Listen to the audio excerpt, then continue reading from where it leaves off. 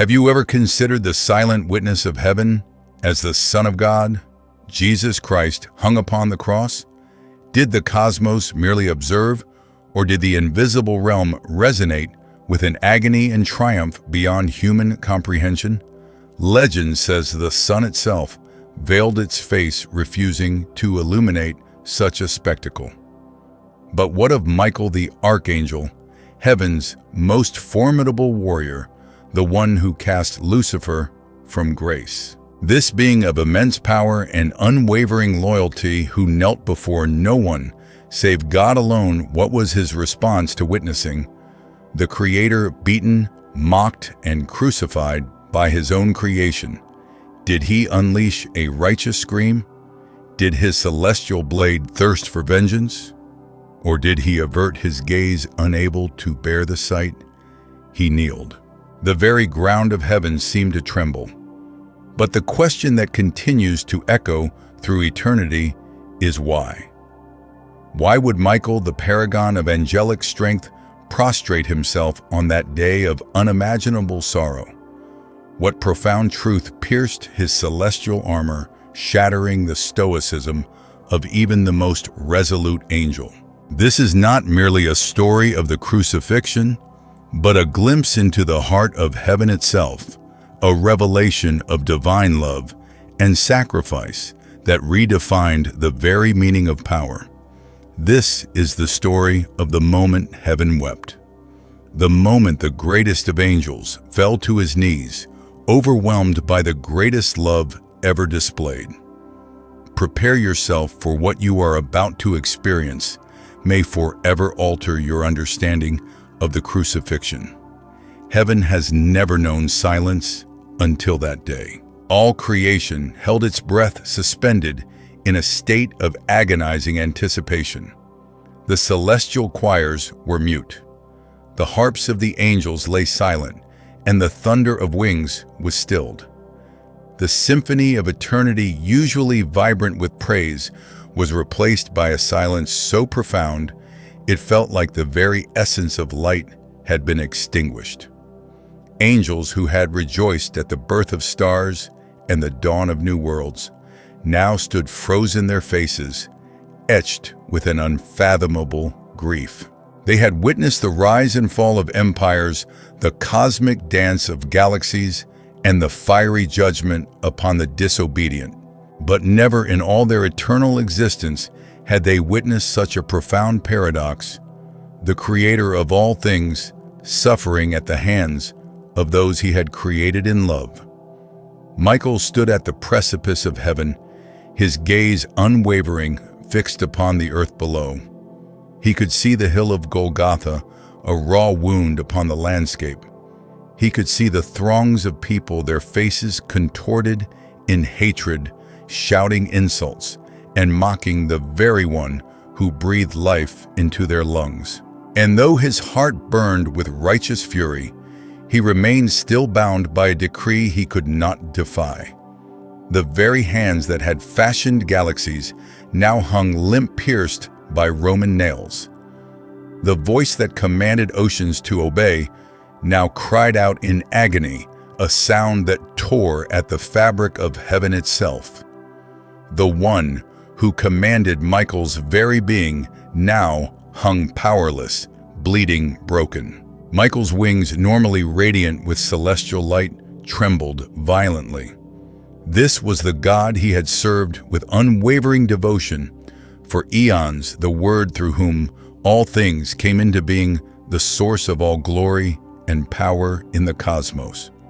And yet here, he was reduced to a mere man, a dying man. His mind reeled, unable to reconcile the divine with the human, the infinite with the finite. Every fiber of his being screamed for action.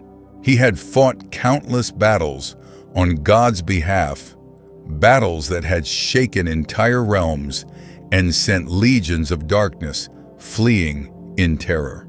But now, as his master suffered the ultimate indignity, heaven remained silent, offering no command, no release. He yearned to descend, to tear through the heavens like a blazing comet, to obliterate every soldier, every tormentor who dared to lay a hand upon the Son of the Most High. But he could not. He was bound. The Father's decree was absolute silence. And for an angel like Michael, a being of action and unwavering obedience, this enforced passivity was an unbearable torture.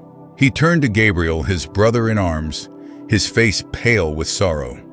Neither spoke. Words were inadequate, meaningless in the face of such an unfathomable event. Heaven, a realm untouched by pain or suffering, was now forced to watch the author of life succumb to death. For the first time in eternity, the angels experienced a taste of human grief. Not the grief of loss, but the paralyzing grief of helplessness, of witnessing pure, unconditional love being rejected by the very hearts it sought to save. The seraphim, whose voices had once soared in endless praise, singing "Holy, holy, holy," could not utter a single note. Their voices cracked and faltered, their radiant light dimmed with sorrow. Even the elders, those ancient and revered beings who cast their crowns before the throne in perpetual adoration, bowed low, their faces hidden, unable to bear the sight of such suffering. Heaven was not radiant on this day. It was shrouded in a palpable darkness, trembling with an unspoken grief, wounded by the agony unfolding on the distant earth. And in the midst of this celestial sorrow stood Michael the warrior, the commander, the unyielding protector of heaven. Now powerless, his heart breaking, forced to watch his Lord bleed beneath a human sky. He had faced Lucifer, the fallen angel, without flinching. He had stood against armies of darkness, unwavering in his resolve. But this was a different kind of battle, a battle he was forbidden to fight. This was a demonstration of love beyond all reason, a love that chose the nails over the throne, the cross over the crown, sacrifice over self-preservation. As the agonizing hours dragged on, the light of heaven flickered with each labored breath, with each agonizing heartbeat of the dying Savior. The angels watched in stunned silence as the world rejected the very one who had given it life, the one who offered it salvation. None could comprehend the why behind it all. Why did he not call upon them? Why did he not summon the legions of angels who stood ready at his command, eager to obliterate his enemies? Why did he allow himself to be broken when all of heaven waited for a single word, a single signal to unleash their fury and end this nightmare? But no word came, only the deafening silence of divine submission. On that day, heaven learned a profound and unsettling truth, that the greatest power in all creation was not wrath or might or dominion, but a love that endured unspeakable pain without retaliating. And that silence, that agonizing restraint, would soon break something deep within Michael's heart, because before the day was over, the angel who had never bowed before anyone except God himself would fall to his knees before a dying man. Michael had never known the paralyzing grip of fear. He was the embodiment of heaven's strength, the sword in God's hand, the unwavering leader of the armies of light against the forces of darkness. He had stood face to face with Lucifer at the very dawn of rebellion, when the skies cracked and shattered. He had heard the tormented screams of the fallen angels as they were cast down into the abyss. He had witnessed fire destruction and the relentless brutality of war. But nothing, absolutely nothing, in his long and storied existence could have prepared him for the horror he witnessed that day. Before him hung not a warrior, not a king, not a commander, but the Creator himself dying the ignominious death of a common criminal. The very one whose voice had once spoken the universe into existence, whose command had shaped galaxies and set the stars in motion, now gasped for breath beneath the crushing weight of human sin. Michael's heart, if angels truly possessed such things, was in utter turmoil. Every instinct within him screamed for action, for violence, for rescue, for protection. He was heaven's defender, the guardian of all that was sacred. It was the very essence of his being, his sole purpose. But the unyielding command from the throne was stillness, unwavering silence. No battle cry, no movement, only watch. And that agonizing restraint was what tore him apart from the inside out. Michael's gaze, sharp and piercing, fell upon the soldiers below, the men who were shouting insults, spitting on the dying man, and gambling over the torn and bloodied robe of the King of Kings. He could see the raw cruelty in their eyes, the unbridled arrogance in their laughter. If only they knew who hung before them. If only they could glimpse the truth of what Michael saw, they would have fallen to their knees in abject terror, begging for forgiveness. The very ground beneath the cross trembled faintly, as if even the earth itself could no longer bear the weight of such a horrifying spectacle. But Michael, trapped by divine decree, could not tear his eyes away. He remembered the countless moments when Jesus had walked the hallowed halls of heaven, bathed in an effulgent light, his very presence filling the realm with a glory so intense that even Michael, a being of pure light, had to lower his gaze in reverence. He remembered his laughter, a sound like the music of creation, his boundless kindness, his voice that carried both the unquestionable authority of the Creator and the gentle compassion of a loving Father. And now, that same voice, that voice of unimaginable power and tenderness, cried out in agonizing pain, a sound that echoed through the very foundations of eternity. Something deep inside Michael began to crack, to splinter and break. Angels were not created to feel sorrow. They were created to serve, to obey, to act as instruments of God's will. But this was something far deeper, far more profound than mere sorrow. It was a pain mixed with an overwhelming sense of love, a confusion born from devotion, a desperate yearning to alleviate suffering that he was powerless to stop. He simply could not understand why the Son of God, the second person of the Trinity, was allowing himself to endure such unimaginable torment. He could feel the oppressive weight of heaven pressing down upon him, as if all of creation was groaning for release from this unnatural state of suspended animation. The other angels stood behind him, trembling, their faces etched with uncertainty. But Michael was their commander. He was supposed to be the embodiment of strength and unwavering resolve. And yet, in that moment, he felt weaker than he had ever felt before, weaker than the most newly created cherubim. He looked towards the Father's throne, silent, unmoving, bathed in a light that seemed to dim with each passing moment. Heaven's eternal fire flickered, casting long, distorted shadows, but the command remained unspoken: no intervention, no rescue. Why? The question echoed through his mind like a thunderclap, a challenge to everything he thought he knew about God's plan. Why does he remain silent? Why does he allow this to happen? Why does he allow such boundless love to be mocked, abused, and ultimately extinguished? And then, with the force of a divine revelation, it struck him. Perhaps this was not weakness at all. Perhaps this was something far greater, something beyond the grasp of even the mightiest angel.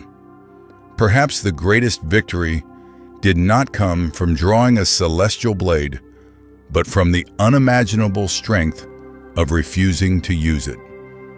Michael's hands trembled uncontrollably as he gripped the hilt of his sword.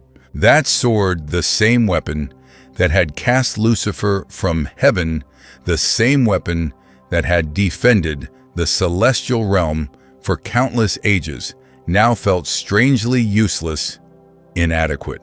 It could not stop love from bleeding. It could not comprehend grace. It could not grasp the profound mystery unfolding before him.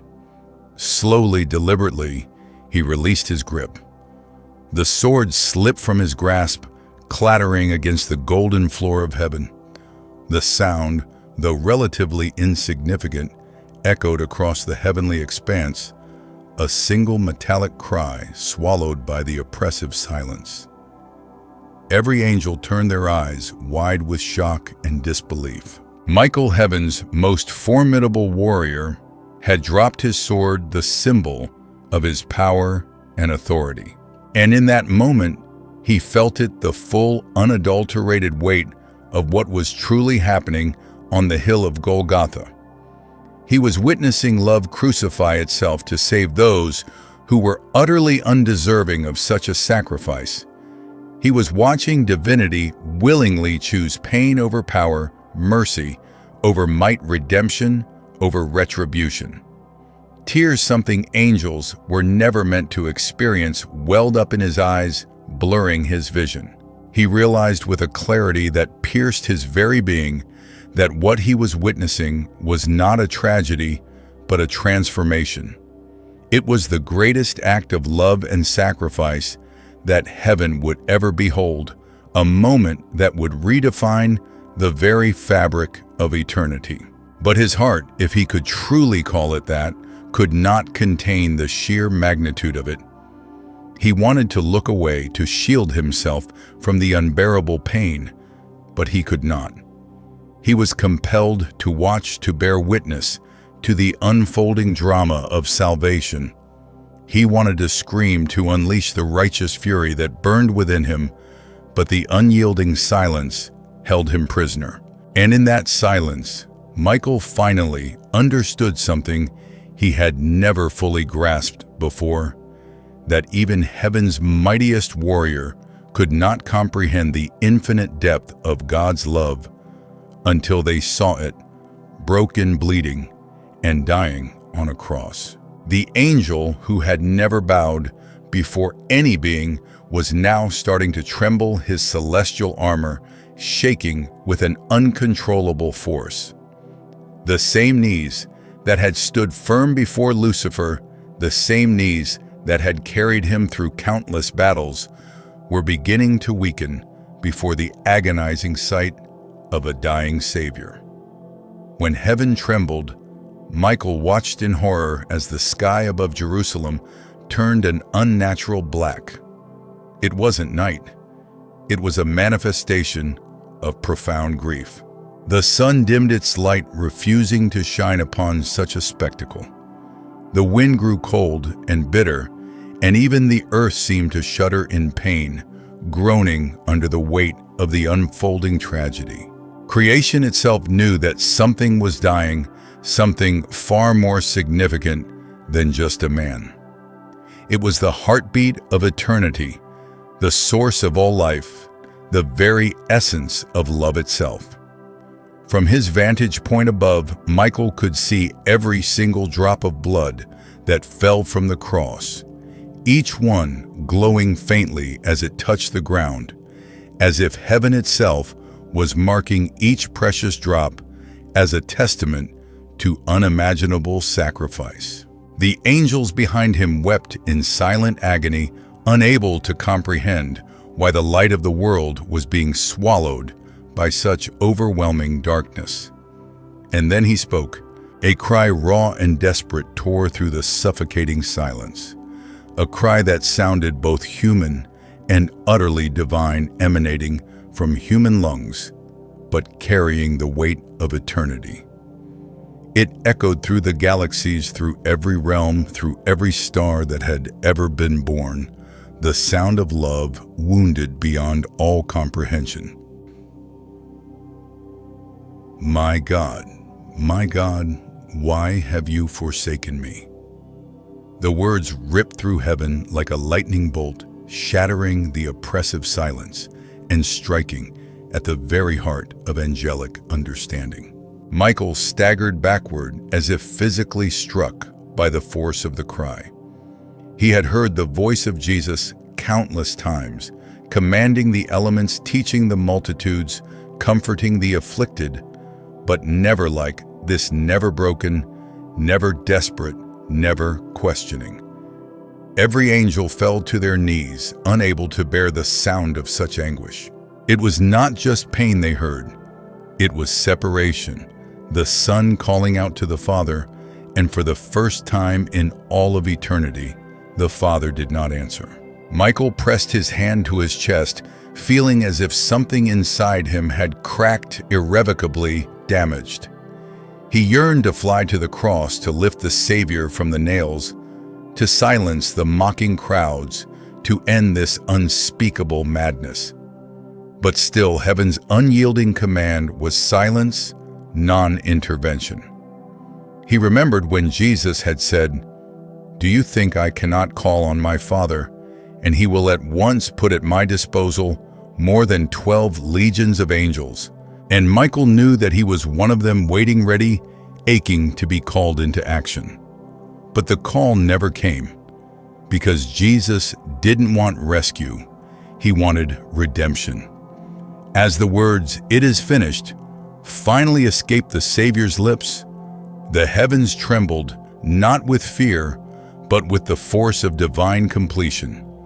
Thunder rolled through eternity, a celestial drumbeat, signifying the culmination of God's plan. The temple veil on earth tore from top to bottom, as though heaven itself had ripped open its heart, laying bare the path to salvation. Michael collapsed to the ground, unable to stand any longer. He could feel the shockwave of that final cry, the sound of sin being crushed, death being undone, and mercy being born into the world. But all he could think was, he's gone. The one who gave him purpose, the one who led heaven, the one whose presence filled everything with meaning and light, was now gone. For the first time since his creation, Michael didn't know what to do, where to turn, or what his purpose was. He had always been heaven's strength, its unwavering defender, but now he felt fragile, lost, and utterly alone. He had always been sure of the Father's plan, confident in his divine purpose, but now he was adrift, cast into a sea of uncertainty and doubt. He had never bowed to anyone but God himself. Yet as he stared at the image of the cross etched upon his mind, something deep inside him surrendered, broken by the weight of divine love. This wasn't just his Creator who hung upon that cross. This was love itself, bleeding for the unworthy, choosing death so that others could live. And Michael, heaven's greatest warrior, the embodiment of angelic strength and resolve, could not stand before that. He dropped to his knees, not out of command, not out of duty, but out of an overwhelming sense of awe, reverence, and a dawning understanding of the true meaning of sacrifice. The angels around him watched in stunned silence, their eyes wide with a mixture of grief and wonder. They had never seen Michael bow before anyone but the Father, the source of all creation. But when they saw him kneel, they understood. And so, as Michael's knees struck the floor of heaven, a shockwave rippled through the celestial realm.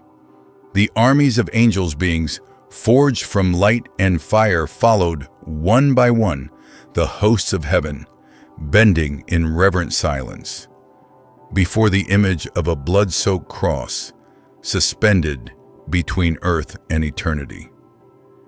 It was the first time since the dawn of creation that heaven bowed not to a throne, but to a sacrifice. They understood now this was not defeat, but the greatest victory ever witnessed. This was power redefined, not the crushing of enemies, but the crushing of self. Not vengeance, but forgiveness. Not wrath, but relentless love. As Jesus breathed his final breath, the universe seemed to exhale with him. The earth shook, the rocks split, and graves broke open, not in chaos, but in holy protest that death dared touch the living one. And in that trembling moment, Michael understood why he had been commanded to stand still. Because love this fierce could not be protected by swords. It had to be revealed by suffering. Tears fell from the face of an angel who had never known sorrow as he whispered the truth. All creation now understood. The greatest power heaven had ever seen was displayed not in victory by force, but in victory through surrender. So what have we explored today? We've journeyed into the heart of heaven, to that moment when the Son of God gave everything for us on the cross. We witnessed Michael the archangel, the epitome of strength and loyalty, brought to his knees not by defeat, but by the sheer overwhelming power of love and sacrifice. It's a story that redefines what true power really means, showing us that sometimes the greatest strength lies not in might, but in surrender. It's a story that reminds us of the boundless love that reaches down to us even in our darkest moments. What did this story stir in you? Did it change your perspective on the crucifixion or on the nature of divine love? I'd love to hear your thoughts.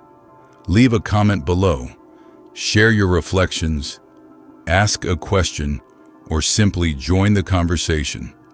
Let's explore this profound moment together. And if you found this journey inspiring and you want to delve deeper into similar stories of faith, love, and divine revelation, be sure to subscribe. That way, you won't miss out on future explorations into the mysteries of faith and the wonders of the divine. Thanks for watching, and may you carry the transformative power of this story with you.